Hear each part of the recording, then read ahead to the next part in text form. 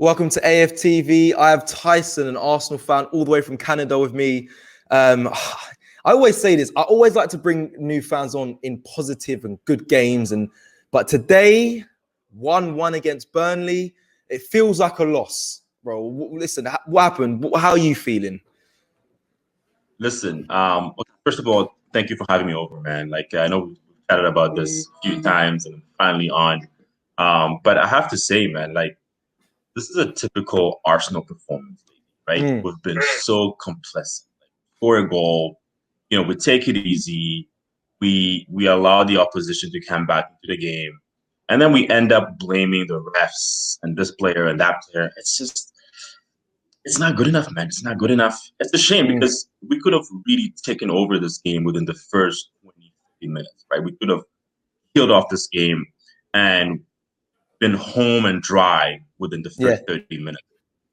But we didn't. And it's a very Arsenal-esque performance, right?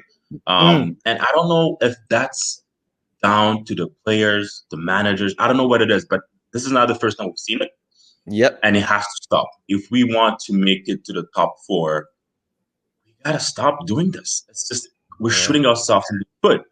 The error from Xhaka, I don't know what to say, man. You know what, errors are gonna happen. Tyson, who'd you put it down to, that error? The goalkeeper or Xhaka or I think that's the only two people you can really put the pressure on there. I'm gonna put it on Xhaka, but because he was very vocal about receiving the ball. He was like, give me the ball, and the goalkeeper did that, right? But at the same time, Leno should be should have been a little more clever and say, you know what, it's a dangerous position, you just clear it away or give it to someone else. But it was just a lazy attempt to pass it on to the other player on the other side. And we got caught out, right? Yeah. But to me, the way I say it is, you're always going to have errors. You're always going to have errors in the game. What we can control is going forward, right? We can score goals. We're known for this. Why are we not scoring goals? I was just looking up statistics before this game.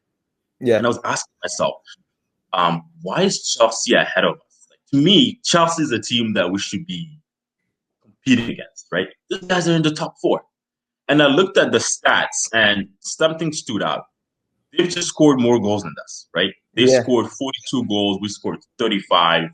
And really, the main difference between those two teams is goal scoring.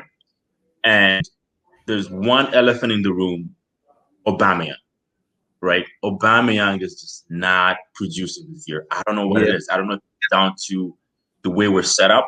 I don't know if it's out of form. Yeah. But honestly, I feel like if this guy was doing what he does best, he should be easily in the top four. Because when I look at how many goals he scored this year, 9 goals, versus a guy like Mo Salah, who used to go head-to-head with him when he came to the Golden Boot. Mo Salah's at 17 goals. If Aubameyang had scored just, I don't know, let's say 7 to 10 more goals this year, I can guarantee you we would be challenging for top 4 right now. So it's a shame, man. So Tyson, do you put it down then? Do you put down this season do you put it down to Aubameyang, or do you put a lot heavily? You say because he's not firing, we are really struggling. Or would you say that the team should be stepping up though, or do you actually think, do you know what, about Aubameyang, we're not much? Is that the lead you're going down, the road you're going down? I've honestly thought about it, and even if you go back to the days where we were dominating the league, right? We always had an unbelievable striker, right? Pierre-Emerick with a 30 goals per season type of striker, right? Yep. And then when he left, you had Adebayor that came in for 1 season, did really well. And then Robin van Persie came in, and Sanchez came in. We've always been carried by one person who scored between 20 and 30 goals. We need that one person, right? We don't know how to do it any other way. And this year, we're suffering because of that. I will tell you this. If it wasn't for Aubameyang's goal, he would have finished outside of the top 5 under Emery as well. Yeah. He carried us under Emery. If Aubameyang was playing the way he's playing right now under Emery, we would not have finished in top 5. So he's the elephant in the room, and we got to address it.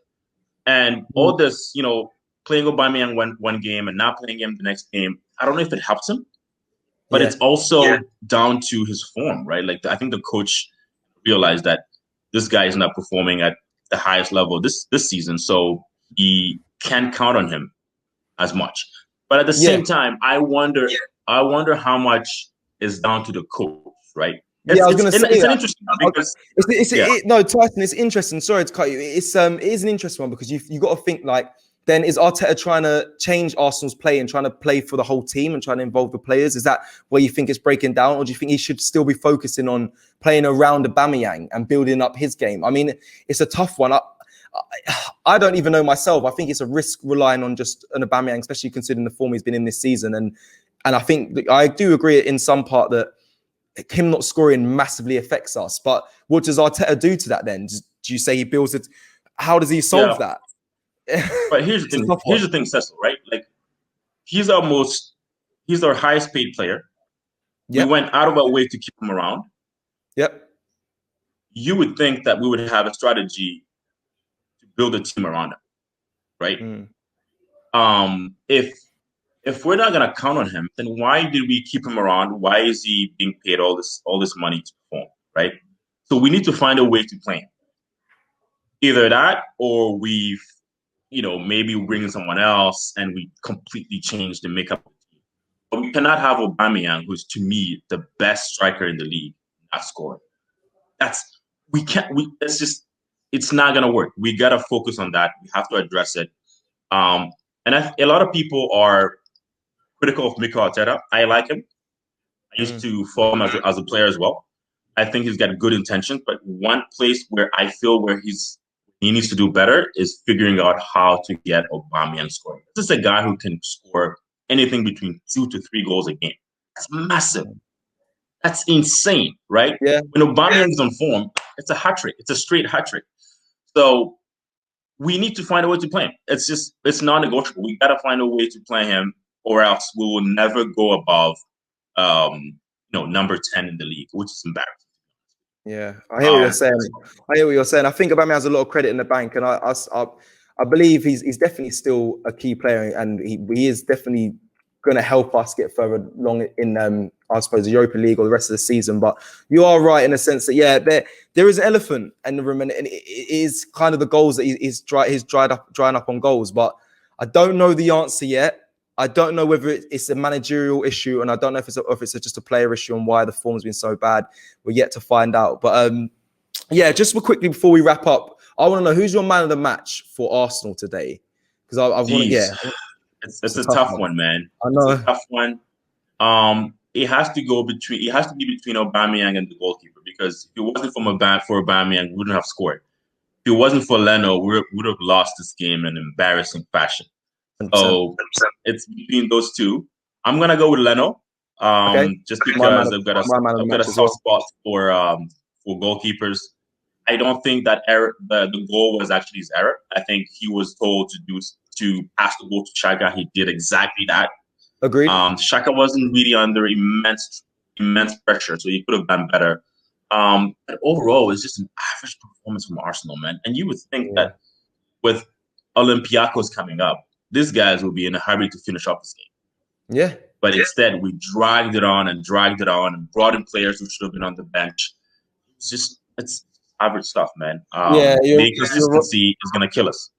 Definitely. Listen, Tyson, thank you so much for giving your thoughts on this fan cam. We'll speak to you again soon, bro. Appreciate it.